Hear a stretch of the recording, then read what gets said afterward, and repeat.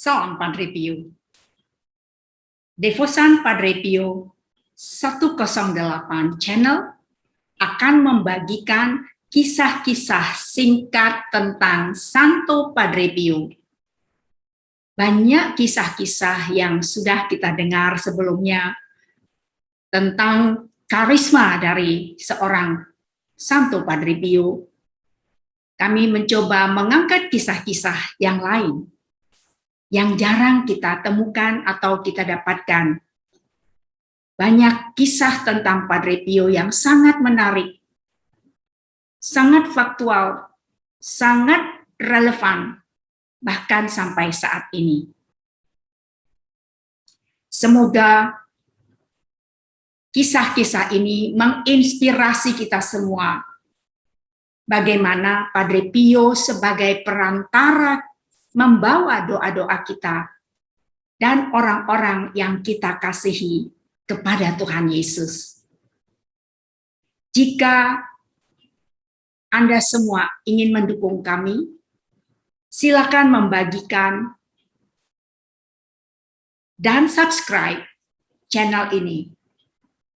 Dan jika ingin mendapatkan kisah-kisah menarik tentang Santo Padre Pio, jangan lupa subscribe dan tekan tombol lonceng.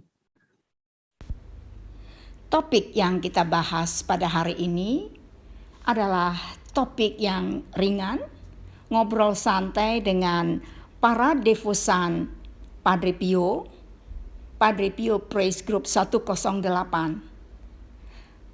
Pengalaman-pengalaman perjumpaan dengan spiritualitas Padre Pio. Kenapa kok tertarik dengan spiritualitas Padre Pio? Apa ya? Tadi ngomong sekarang lupa. Karena menghormati ini tadi. Saya ingat.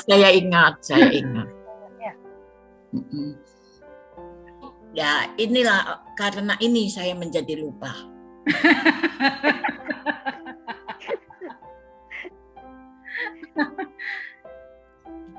Saya ikut partisipan yang non aktif aja, Bu.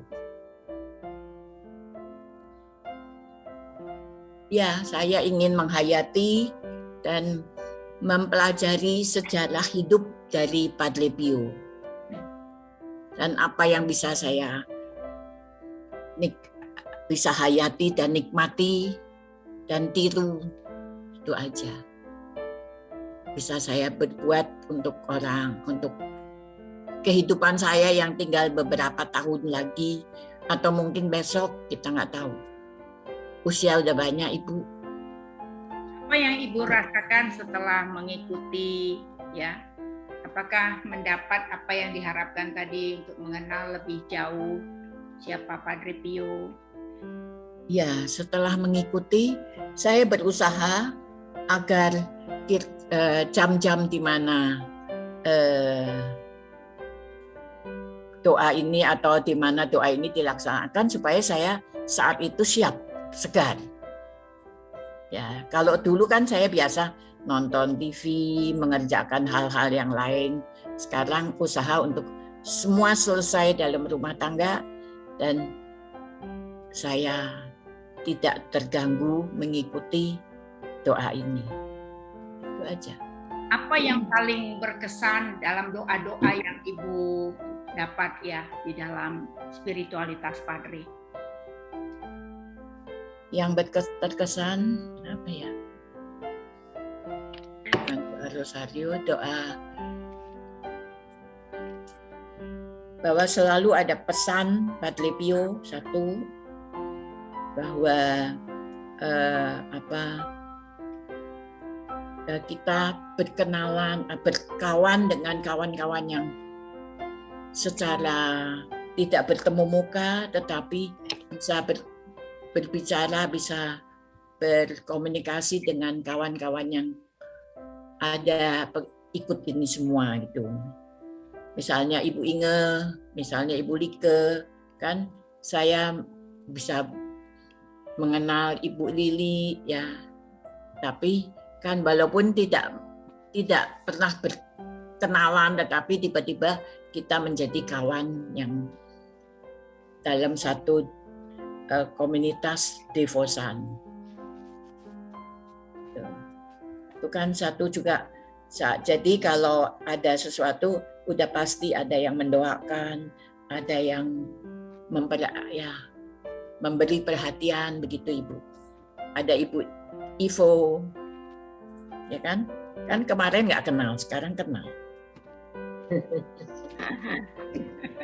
Jadi ada rasa sukacita dan gembira ya Bu. Iya, betul. Iya. Betul. Seperti Terima Ibu Lili, walaupun sakit tapi hati besar. Ya, kalau kita kan kalau ada sesuatu masalah kan, hati itu tiba-tiba kecil hati gitu kan. Kalau Ibu Lili ternyata bisa memberikan semangat hati besar. Iya. Luar biasa ya. Ya. Nah, ini pengalaman dari Ibu Della. Nah, Terima kasih Bu. nah sekarang kita akan tanya-tanya ini pada Ibu Kencana. Mungkin boleh cerita Ibu Kencana tertarik dengan Devosan Padre Pio's Praise Group. Iya, sebetulnya kan saya baru join 4 kali ya kalau nggak salah, 4 kali atau 5 kali pertemuan ya. Tapi saya punya kesan bahwa persaudaraan itu sangat erat sekali. Jadi kayaknya satu dengan yang lain itu saling mensupport, ya, support each other. Jadi kalau contohnya kalau doa itu langsung berurutan ya, itu sesuai apa yang Ibu Evo kasihkan kepada mereka dan itu dijalankan dengan betul-betul bagus sekali, rapi sekali. Itu saya suka sekali. Jadi kedisiplinan, niat ya itu, terus kayaknya percaya diri terhadap Bunda Maria melalui doa rosario, melalui wujud doanya, apa semua itu saya suka sekali gitu. Ya itu kalau yang saya biasanya ikut tim doa yang lain, saya di kantor juga ada sih tim doa, tapi karena pembicaranya itu kadang-kadang pendeta, kadang-kadang pastor, ya apa ya, satu seperti yang kita kalau seperti Katolik sekarang kan devosi Maria, jadi itu tujuannya itu jelas sekali ditujukan kepada Bunda Maria, Yesus gitu ya, Ibu Ivo dan semua teman-teman. Jadi saya lebih meyakinkan diri bahwa tim doa yang Ibu pimpin ini betul-betul hebat dan semua wujud-wujud kita semua bisa kita doakan dengan lebih lebih serius, lebih tertuju, apalagi komitmen kita harus siap hari doa rosario. Itu yang saya suka sekali. Karena saya suka kadang-kadang hari ini doa, besoknya enggak. Terus kadang-kadang kalau sibuk ya udah nanti aja gitu ya. Tapi kalau kali ini karena kemarin kan udah bikin satu janji kan Ibu bahwa kita harus siap hari doa rosario. Jadi itu saya usahakan siap hari sibuk gimana pun. Tapi kadang-kadang nggak sampai habis, nanti saya sambung lagi gitu. Ya. Ya itu saya sukanya persaudaraannya itu kelihatan sekali Ibu. Iya. Jadi support each other itu jadi satu dengan yang lainnya itu akur sekali gitu ya, akrab. Padahal kan saya baru join berapa kali aja kayaknya udah teman lama, seperti tadi kayak Ibu Bella tadi. Kayaknya udah kenal, padahal nggak pernah ketemu satu kali pun. Ya. Karena yang mengatur Ibu Ivo-nya itu hebat. Ya benar, makanya leadernya ini luar biasa. Dan juga supporternya kalau seperti Ibu Like, Ibu Inge, apa semua itu, terus Marcel, itu saya lihat betul-betul bagus, satu strong team. timnya Ibu solid bener-bener. Saya sering ikut Defusi Maria juga Ibu. Nanti minggu depan mulai kalau nggak salah ada 9 hari lagi juga. Itu saya setiap malam juga ikutin mereka untuk yang muda-mudi atau untuk yang secara general itu juga cover seluruh dunia juga itu ya. Ada yang di Amerika, ada yang dimanapun itu, tapi nggak seintim seperti kayak timnya Ibu Ivo ini.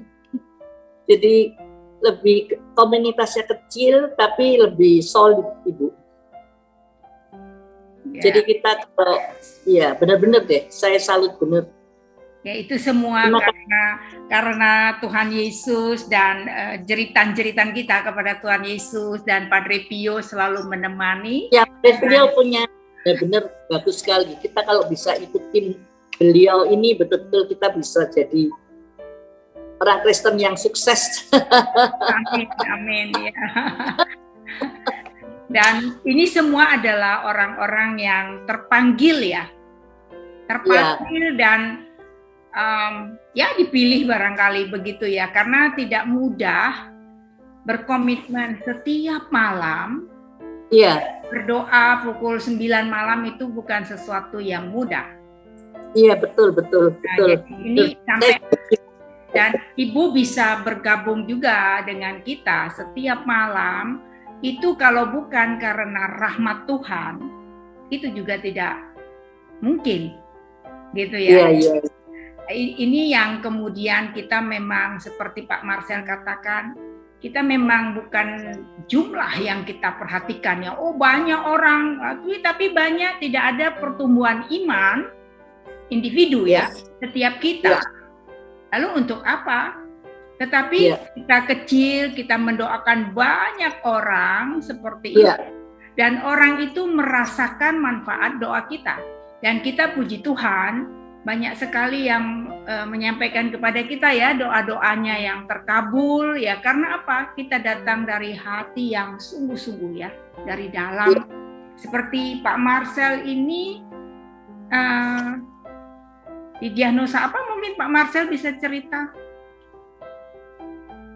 Ya, sakit jantung. Dan ya kemarin kan waktu pertama-tama kan ya mau dikasih ring, tapi saya coba untuk coba berobat sendiri atau memperhatikan pola makan, tapi lama-lama juga nggak ada pengaruhnya. Ya tetap rasa nyerinya itu ada. Kemudian baru beberapa bulan yang lalu saya ke dokter lagi untuk ini. 5 tahun yang lalu kemudian baru ke dokter lagi. Nah, ya artinya saya ikut ini karena istri saya kemarin ikut diajak sama Ibu Evo. Kemudian saya juga rasa ini orang berdoa kita nggak ikut berdoa. Nah itu yang membuat ini. Nah dari permenungan itu ya muncul ya tiba-tiba kembali lagi ingatan beberapa waktu yang lalu tentang pengalaman dan pernah beli buku tentang Padre Pio, dan ya akhirnya saya search lagi di Google dan banyak informasi tentang Padre Pio, dan yang membuat saya menjadi sangat tertarik itu ya karena janji daripada Padre Pio itu mengatakan bahwa saya yakin karena Anda ini ya pengikut-pengikut saya ini, anak-anak rohani saya ini, saya akan menantikan kalian di pintu surga. Nah ini yang menggugah saya. Dan saat itu ketika saya membaca itu, otomatis 100% pola pikir saya berubah total. Saya bilang ini jalan yang saya cari, yang ini. Dia menunggu saya. Ya, karena saya tidak pernah mendengar sikap atau pernyataan atau doa-doa santo-santa seperti itu. Nah, dia memberikan jaminan kepada kita yang memang kita mau menjadi anak rohaninya, ada jaminan. Jadi tunggu apa lagi kalau sudah dijamin. Nah, jadi itu yang membuat saya akhirnya rutin dan mulai mendalami, mulai menggali, dan beberapa pengalaman saya jadi langsung kontak dengan Padre Pio, dan sakit saya langsung kok bisa hilang, kok bisa berkurang. Nah, beberapa pengalaman saya yang lain juga membuat saya, Nah ini barusan saya tadi berdoa kepada Padre Pio, kok bisa tiba-tiba ada peristiwanya dan bisa terselesaikan. Dan hal-hal seperti ini yang membuat saya tidak tidak ragu lagi ya. Memang ini santo yang ya enak dan santo yang bisa diajak kerjasama gitu. Dengan catatan ya mungkin juga kita harus ada kerjasamanya kepada komitmen kita kepadanya. Nah itu yang membuat saya menjadi tertarik untuk tetap ya udah mau 2 bulan lebih lah ya. Menjadi ya, tidak ada yang capek gitu loh. Walaupun dari kantor sampai di rumah rasanya capek, tapi ketika jamnya udah mulai jam berdoa ya rasanya nggak capek-capek amat juga gitu. Daripada kalau selama ini dari kantor nyampe ke rumah langsung tidur lupa berdoa dan rasa capeknya itu terasa sekali gitu. Itu perbedaannya begitu Bu. Jadi pengalaman saya selama. Luar Nah biasa justru ya. saya melihat, saya makin ya ini malam ini saya melihat Ibu Bella, Ibu Kencana, Ibu Ina, Ibu Lili yang relatif tua tetapi bisa bertahan. Justru ini mestinya menarik untuk anak-anak muda. Masa ya yang tua bisa bertahan berdoa, masa anak muda. Nah, cuma saya lagi berpikir bagaimana caranya menarik anak muda dengan model orang tua yang begini tekun untuk berdoa. Selama ini saya berbicara sama anak saya, lihat Oma Kencana. Saya bilang mestinya kalau kita lihat stylenya bukan di sini tempatnya kalau menurut saya. Tapi ketika saya melihat tadi dia memperlihatkan rosario dan doa tadi, saya bilang waduh berarti seperti yang Ibu Ivo bilang itu udah lama. Jadi devosan yang tersembunyi ini sudah ada gitu. Jadi ya contoh-contoh yang menarik sebenarnya untuk anak-anak muda, mengajak mereka untuk ya bagaimana bertekun berdoa, melihat contoh oma-oma yang seperti ini.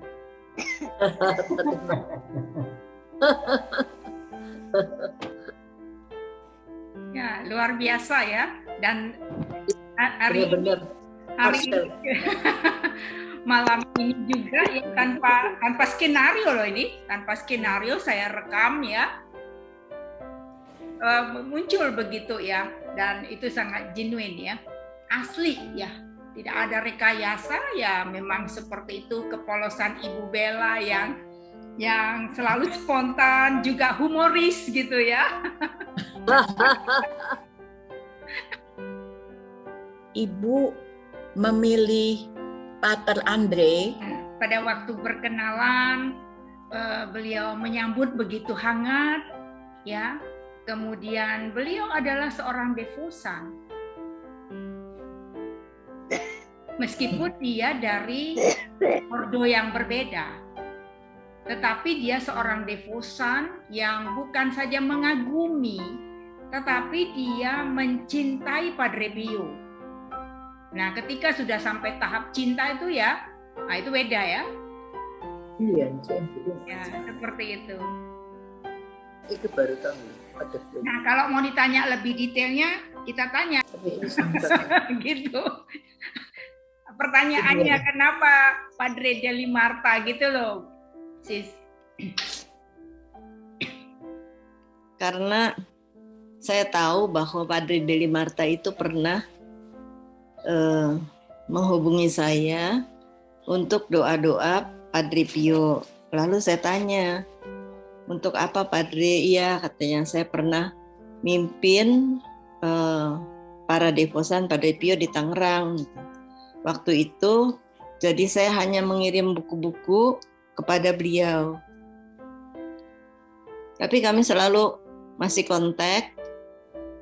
Lalu waktu ditanya Padre pembimbing, saya punya beberapa nama, tapi saya ingat beliau. Lalu saya langsung telepon tanpa WA dulu, tanpa minta izin, langsung telepon.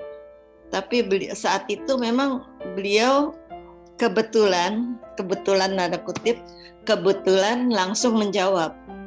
Dan saya tanya kesediaan beliau, langsung juga mau. Begitu ceritanya. Oke, Bu. Terima kasih, Bu. Ya, terima kasih.